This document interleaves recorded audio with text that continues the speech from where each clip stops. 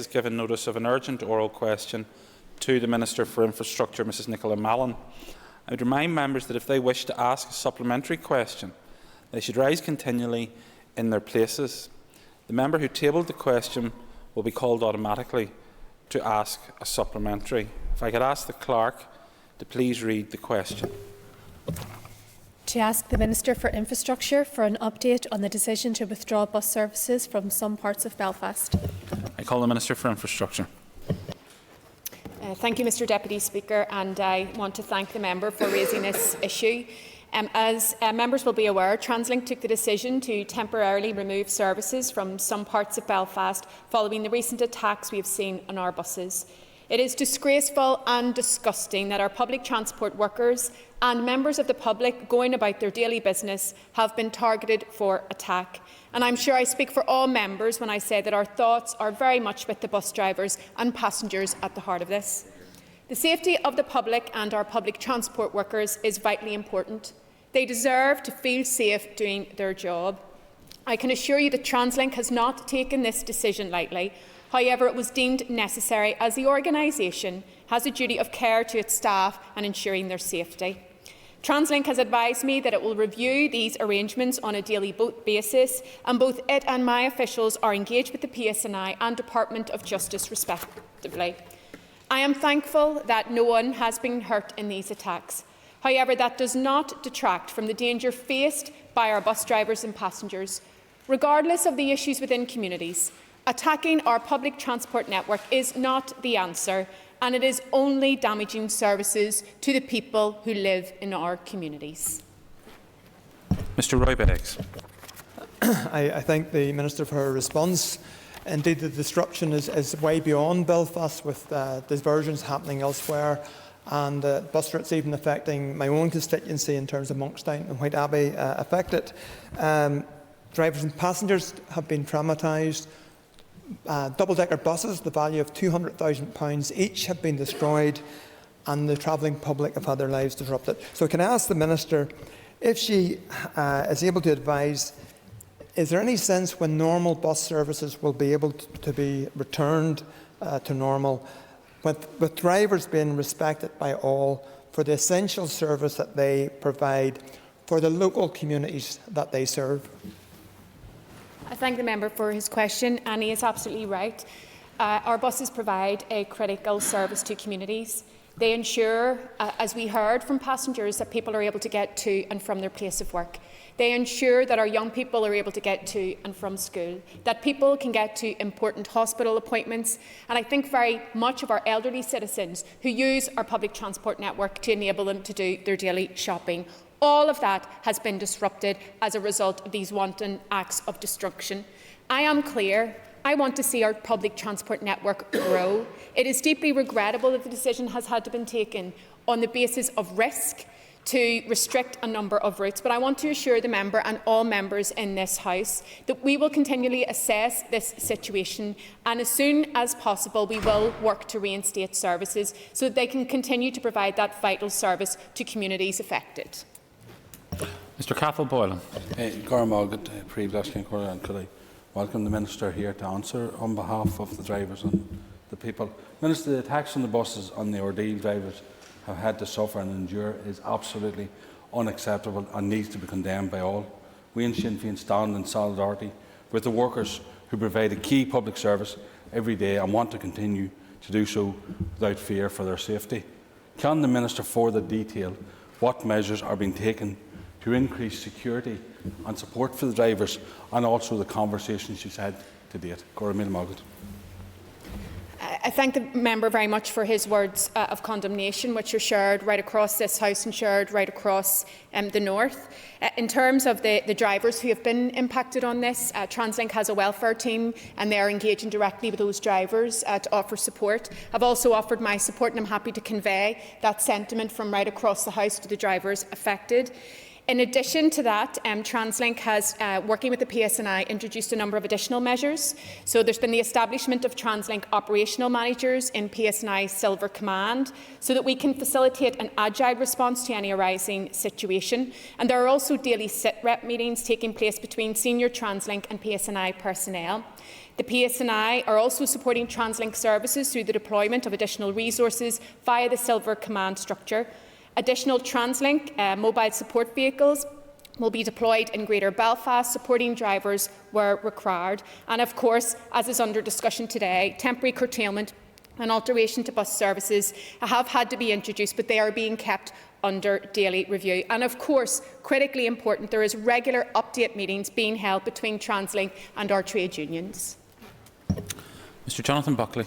Thank you, Principal Deputy Speaker, and can I thank the Minister for coming before the House and her answers thus far. Firstly, can I put on record my condemnation of the attacks on TransLink property, and indeed the buses in particular. Those drivers carry out a very vital function to the public, and indeed our thoughts are with the staff all at TransLink. Can I ask the Minister, in light of the recent attacks, can she update the House regarding the police assessment of the current threat level towards TransLink staff, in particular those bus services, and as thus the development towards normalisation of services? Again, I thank the member for his words of condemnation, and he's absolutely right. Our bus drivers choose to be bus drivers. They have chosen a career in which they are serving the local communities within which they live, and they absolutely should be able to go about their job feeling safe, and they deserve our respect and gratitude. No one, not a single bus driver or a train driver, should be subject to threat of violence or acts of violence. I want to assure the member that the decision that was taken to suspend the routes has been based on PSNI advice, and TransLink will continue to work with the PSNI to get ongoing assessments so that we can take informed decisions in terms of the risk assessment on any decisions to continue to suspend routes. But I again want to reassure the member and the House that our bus drivers want to get back to serving their communities, and they want to feel safe, and TransLink is working with our trade unions and with the PSNI, and I am very clear that my officials are there to support them so that we can get our services safely and promptly resumed. Ms Cara Hunter. Principal Deputy Speaker, and I'd like to thank the Minister for her answers so far, and I too would like to add I just think these attacks on our public transport are an absolute disgrace, and they seek to serve absolutely no one. Certainly within my own constituency, months previous we had a car on a train track in the Ballerina area that was lit on fire, and it caused significant distress to all on board, to the driver and to the local community. So these acts serve absolutely nobody. Minister, our transport staff are hard-working people. They ensure our constituents are transported from A to B, and they deserve respect and, of course, safety. So on that note, Minister, can you update us on how transport workers themselves are being supported after this unnerving experience, and will social media be updated by TransLink to inform users about when services are back up and running? Thank you. The member is absolutely right when she points to the fact that this is the fourth attack this year on our public transport workers. There was a hijacking of a bus in Lanark Way. There was a burning car placed on railway lines in East Derry, as the member has referred to. There was a hijacking in Ards and the hijacking in Rathcoole. And I'm sure I speak for this House when I say that every single attack on our public transport workers is an attack on the people of Northern Ireland. TransLink will continue to work to support the drivers that have been at the heart of these attacks. There is a welfare team that is working there and is there to support those drivers who have been through a horrific ordeal. And I also understand that the psychological impact of these incidents really only comes to the fore often after the event as well. So it's important that there is ongoing support provided to drivers who have been impacted in this way. I can assure the member that TransLink will be using media outlets and social media, as I will myself, to be promoting any of the changes to our routes so that we can ensure that our passengers are kept as informed as possible. And we can see the outworkings of this because it has brought home to me how many members of our community rely on public transport to go about their everyday lives. Mr Andrew Muir. Thank you very much, Mr Principal Deputy Speaker, and I thank the Minister for her statement. I must say, seeing images of buses being hijacked and burned evokes memories for me of a plaque that sits in Laganside Bus Centre, which records the names of all the bus drivers who have been killed throughout these troubles, and only by the grace of God that no one has been killed or seriously injured as a result of these incidents. Does the Minister agree with me that the only thing that needs to come out of this House is complete solidarity with our bus drivers, and absolute zero tolerance of criminality. And what we need right now is political leadership, with the word "but" removed from our dictionary and complete condemnation of what's been happening, and really a toning down of the rhetoric outside this chamber. Thank you. I agree very much with the comments expressed by Mr Muir. There should be universal condemnation of these attacks. There should be universal solidarity with our public transport workers and our passengers who were subjected to this horrific ordeal. And there should be universality in standing up to those who are threatening violence and carrying out acts of violence in our society. The fundamental requisite of that is political leadership. Courageous political leadership that gives citizens hope rather than fuelling fears. So I very much hope that right across this House, condemnation will be there as is evidence, the solidarity will be there, and of course the political leadership will be there. Mr Jerry Kelly.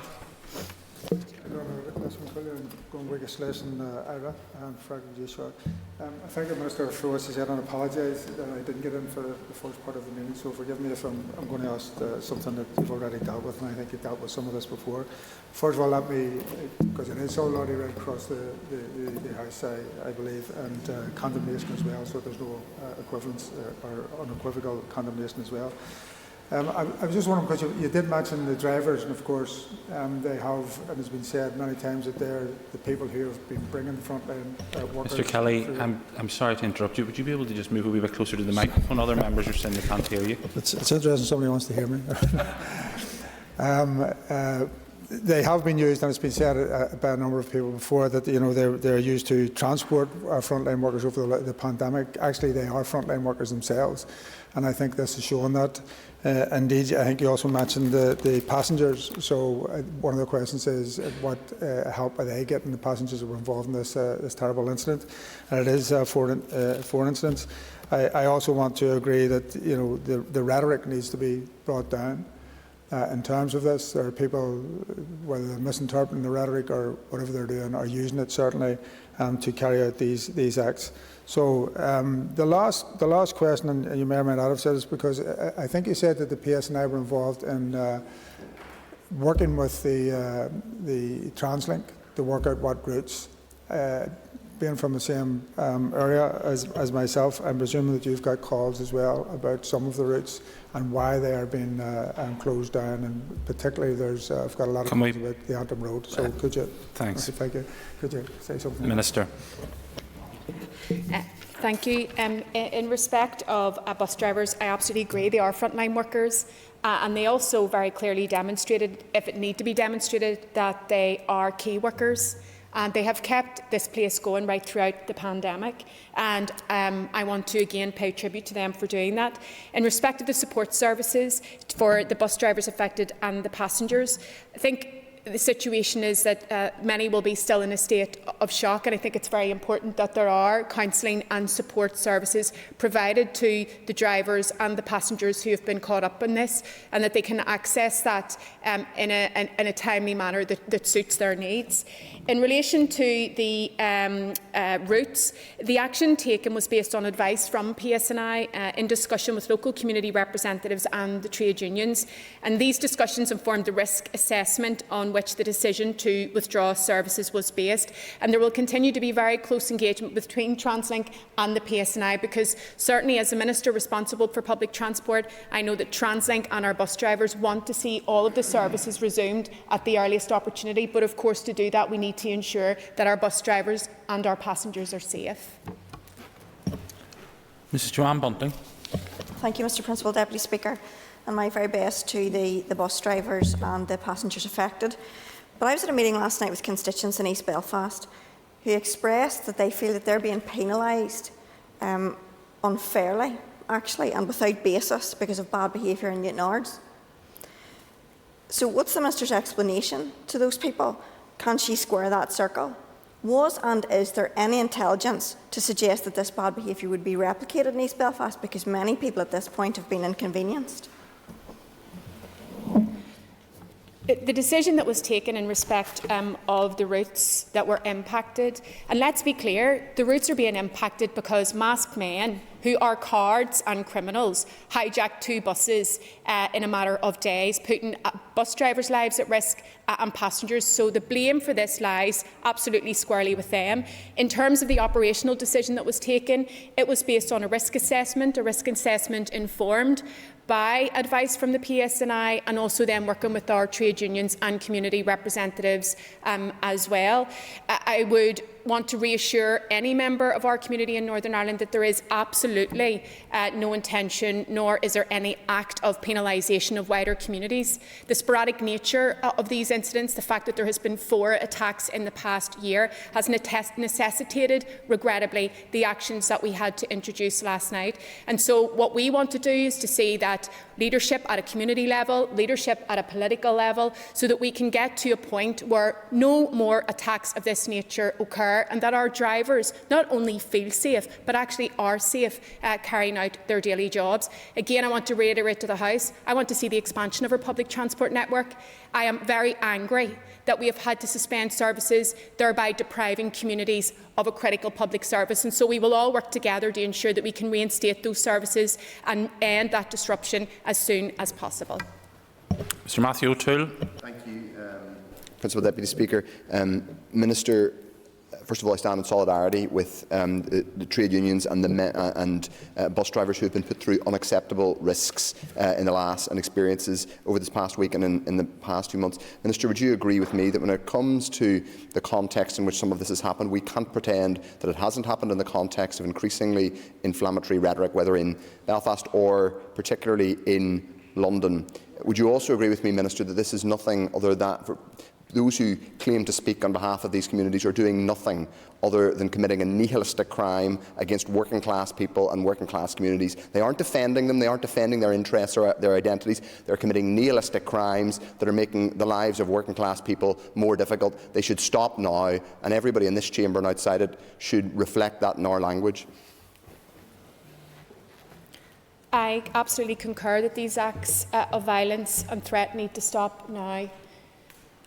My concern is that we do see a potential escalation, and in reference to the words around rhetoric, we know to our detriment in this place that words can act as weapons. There is an onus on all of us to be responsible in our use of language. There is an onus on all of us at times of tension to step up, pull people away from the brink, and send unequivocal messages that there can never be any justification for violence or for the threat of violence. As has been demonstrated by the comments made across this House, the people who have been harmed in this are, of course, the bus drivers at the heart of this and the passengers, but also the wider communities that these bus routes serve. This was an act of self-harm. This was an attack on the people of Rathcoole. This was an attack on the people of Ards. It is the local community who is suffering as a result of this action. It serves no purpose, and those behind it need to get off the backs of the local communities. Dr Steve Aiken. Thank you very much indeed for the Minister's remarks so far. And we, of course, in the Ulster Unionist Party stand in condemnation. And also I must make a declaration of interest as a member of Unite that we stand in full solidarity with the workers of TransLink, and indeed also with full solidarity with the community of Rathcoole.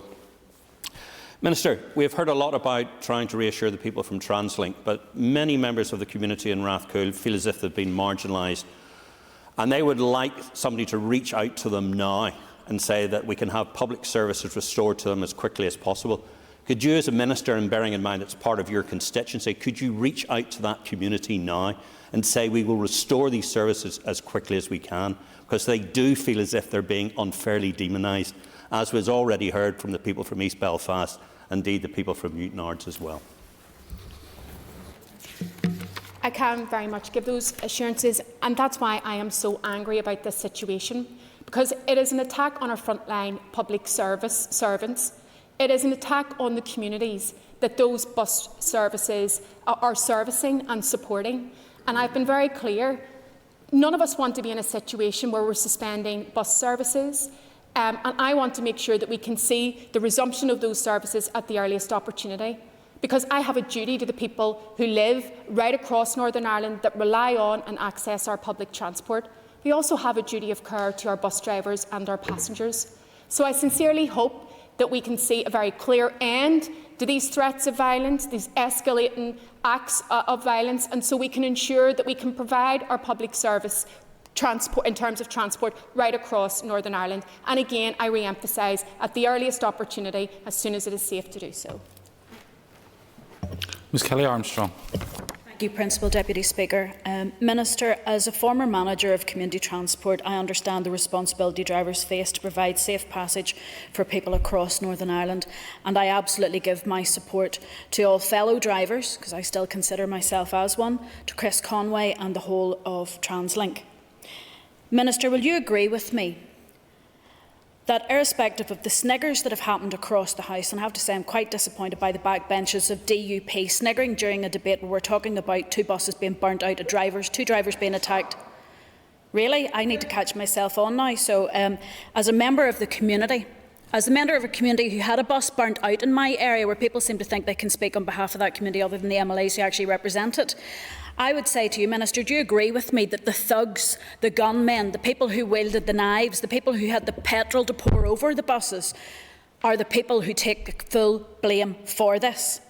And that any member of the community, if they want to get their buses back as quickly as possible, they should bring the information to the police to make sure that these thugs, these criminals, these people who we as MLAs are supposed to say are wrong, not sit giggling, and they should contact the police as soon as possible. 2 points. Firstly, this is obviously a very sensitive issue. I do not think that if members should try to direct their comments through the chair at all times, then we can avoid situations where what just happened. I don't think it's appropriate to shout "catch yourself on" across the chamber at someone, but I don't think it's appropriate to point and gesticulate. If we could try, this is a very sensitive issue, if we could try to just keep a lid on our own inflamed passions, I think that would be useful, especially given that the public are looking in on the debate. Minister. Thank you, Mr Deputy Speaker. I agree that those who attacked these buses have done nothing more than harm their own community. Again, I say they've deprived the communities and the people of Rathcoole and Ards of being able to get public transport so that they can go to and from their place of work. There is no justification for this. There is nothing to be gained from this. So I would urge those behind this, if they are listening, to get off the backs of the local community. Stop attacking them and try contributing something positive to the community and our society. I would also urge, and this is a very emotive issue because I firmly believe that an attack on our public transport network is an attack on all of us, but it is very important that we across this House stand firm. We stand firm with the bus drivers, the trade unions, we stand firm with the communities that are affected, and that we stand firm against anyone who thinks that they can advance their goals through violence or by threatening and intimidating our public workers or our communities. Mr William Humphrey. Mr Principal Deputy Speaker, the Minister is quite right. The use of language in Northern Ireland is particularly important. That's use of language all year round, particularly in the month of July, particularly in my constituency. That wasn't always the case from public representatives. I have to say, when the bus was attacked in Shankill, friends of mine took the driver to his depot. He was hugely distressed and very shaken. So today we have constituents of mine in Rathcoole and now across this city being negatively affected by these people and their actions. That's wrong and has to be condemned.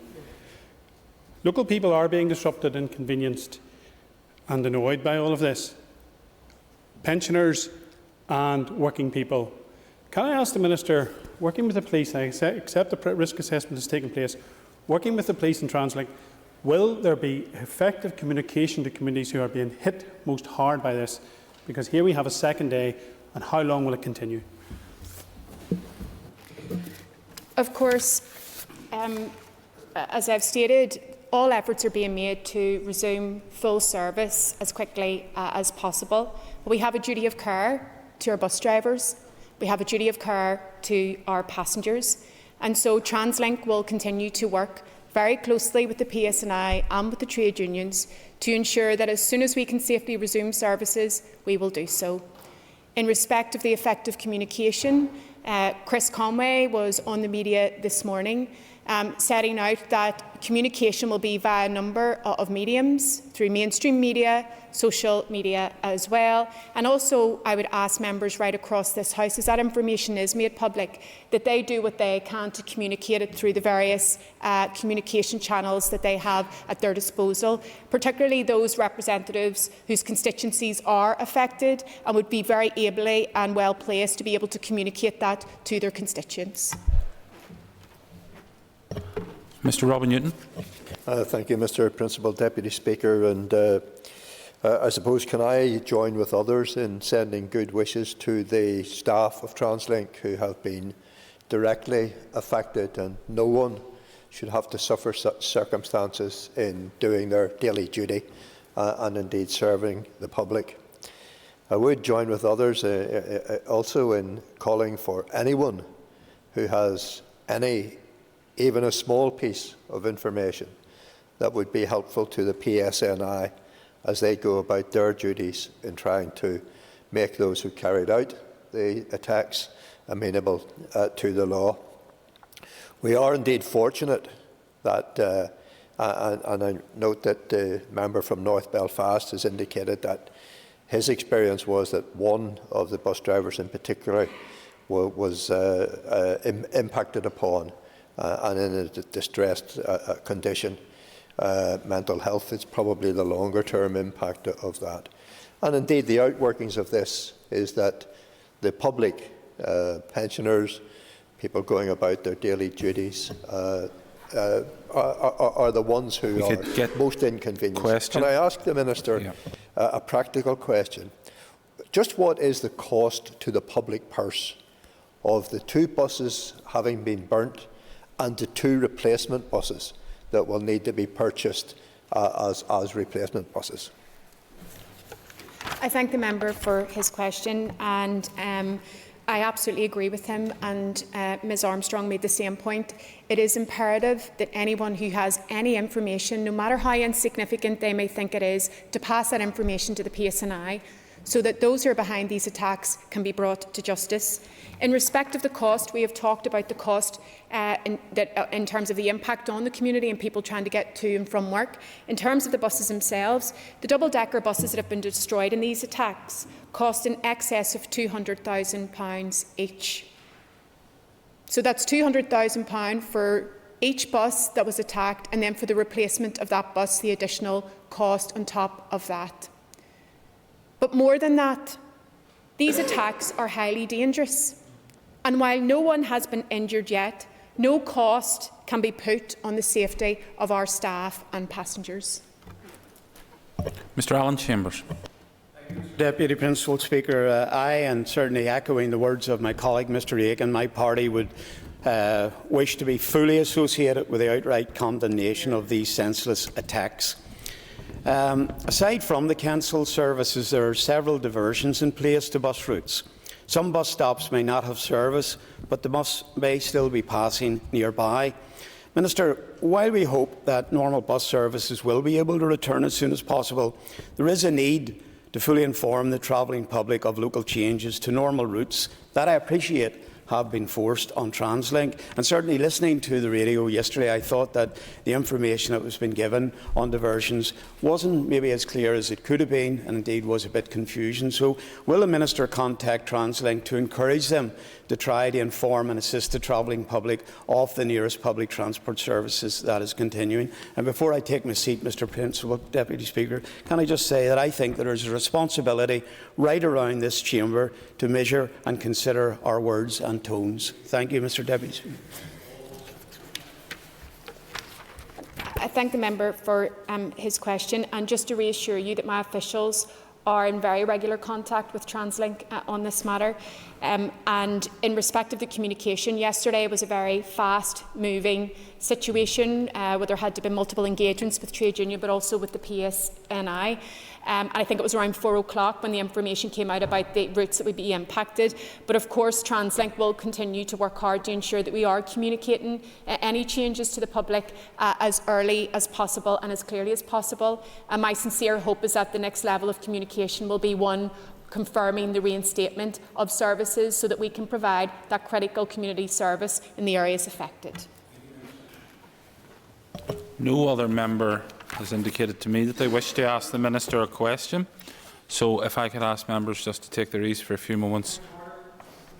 Point of order.